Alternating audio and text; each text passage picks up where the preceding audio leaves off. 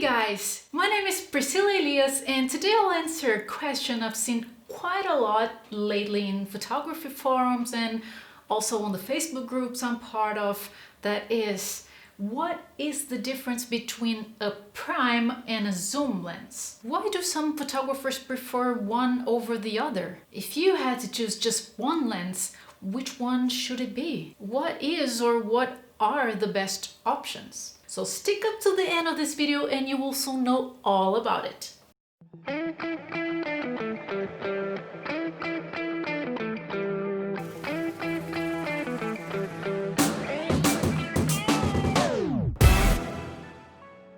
If you already follow me and you've seen some of my other videos, you're probably wondering what happened to my room. Well, we just moved houses last week, and as you can see, I still didn't get to properly decorate the office for the videos. I did a couple of things here and there, but it's still not what it's going to be. So give me a couple of weeks and everything should be in place. Said that, let's go to the point. Why do some photographers prefer prime over zoom lenses? And why do others prefer exactly the opposite? How to make the right choice with so many different options out there? Truth is, it depends on what kind of photography you do and also on your priorities. Both prime and zoom lenses have advantages and disadvantages. Here's all you need to know in order to make the best choice when buying your next lens.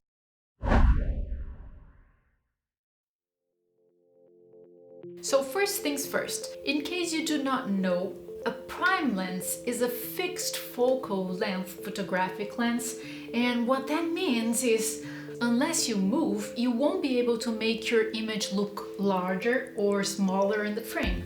The only way of making your subject bigger and closer is by physically getting closer to it. And the only way to make it look smaller and further from it is to step back. Now, with a zoom lens, you will be able to adjust your focal length. By turning the zoom ring, you will be able to get a closer or further angle of view. In other words, you can make your subject look larger and closer by turning the zoom ring in one direction, or smaller and further by turning the zoom ring in the other direction. Now let's jump into the differences between them. After all, that's what you're here for, right? I will first name the biggest pros of the prime lenses, and then I'll name the pros of the zoom lenses, and by the end of this video you should be able to know what works best for you based on your priorities.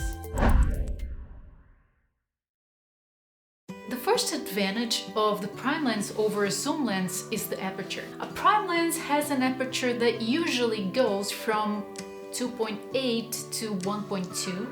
It can be even wider, even though these lenses that are wider than 1.2 are usually extremely expensive and therefore not very common. A 1.2, 1.4 or even 1.8 lens can receive much more light than a 3.5 or even a 2.8 aperture lens, and for that reason prime lenses are usually the ones to go for low light situations where you don't want or you cannot use other sources of light such as speed lights, strobes or stuff like that.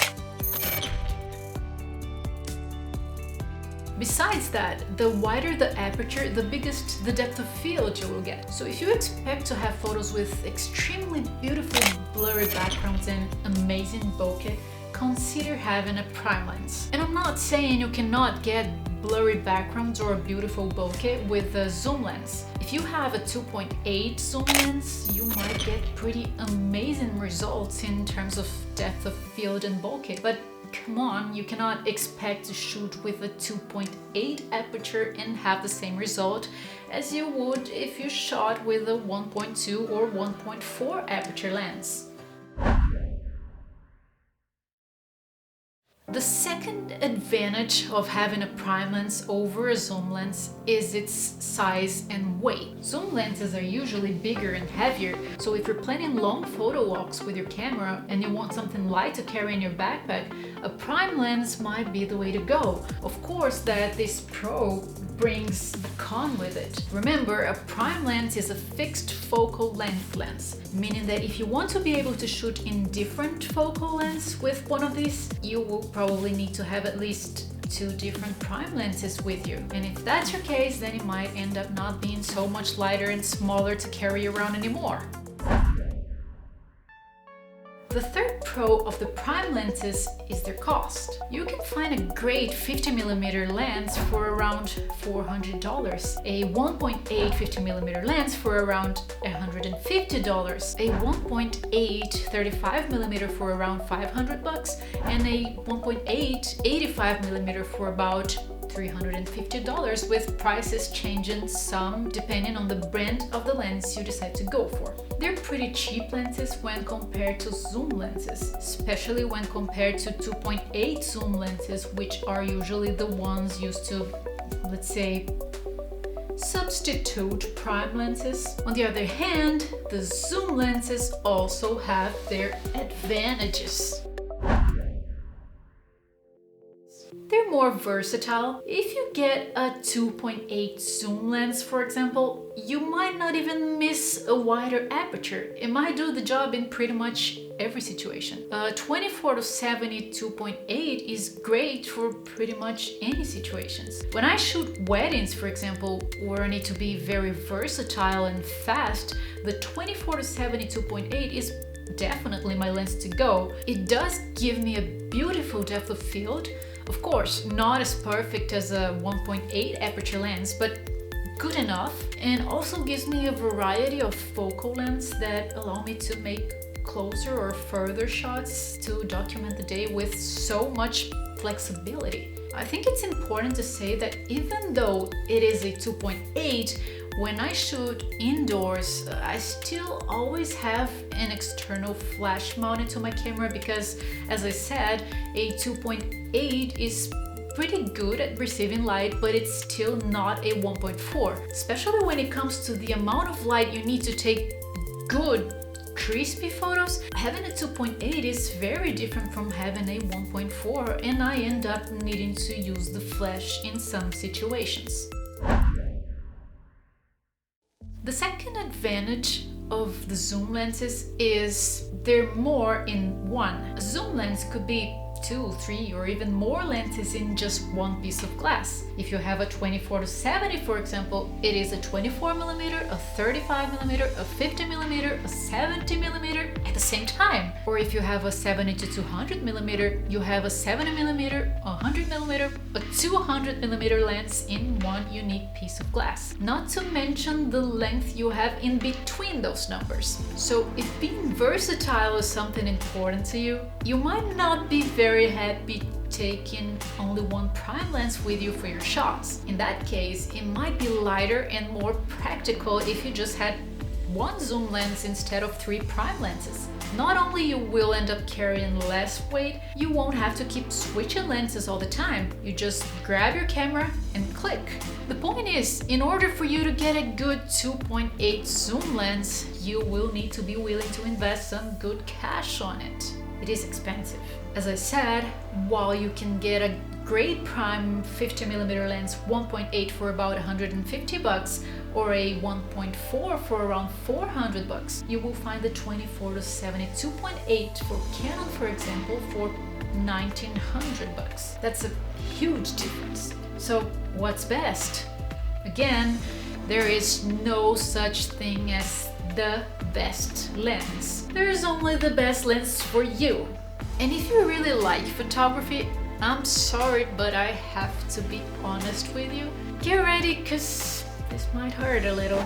You will probably not be happy with one unique lens. I love my 24-70 for shooting weddings. It's my absolute favorite lens. But when I go out there to shoot portraits, I don't even take this lens. All I take is usually my 85mm 1.8, or if I want some really wide shots when I take photo tours, like those blog and Instagram travel shots where you can see all the surroundings, the architecture, nature, the place itself along with the subject, then besides the 85mm, I also take my 16-35 2.8. Or if I had a prime wide angle lens, I would only take my 85mm and the 16mm. As to say, my best tip for you who need to decide which lens to start with is What lens will best do the job for the things you have in mind right now? Do you intend to start with portraits or events, with nature or architecture photography?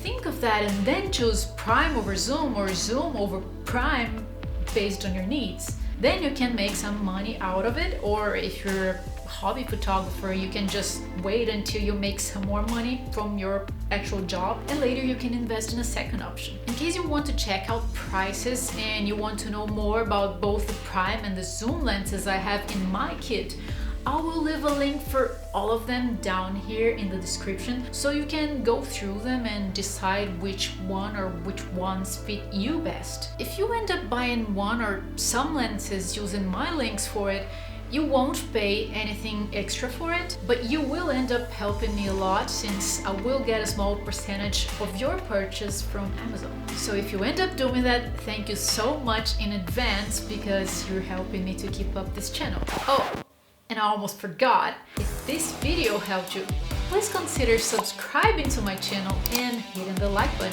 I would really appreciate it, as it really helps me a lot also. And this is all for today, guys. Thank you so much for watching me, and I will see you in the next video. Ciao!